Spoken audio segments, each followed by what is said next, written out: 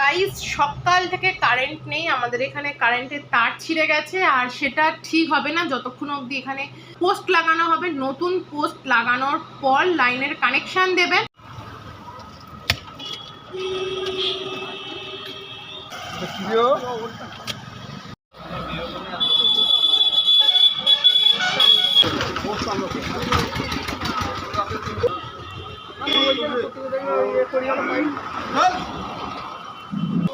ওইটা একটা অসুবিধা হবে না তো? এই হাজারই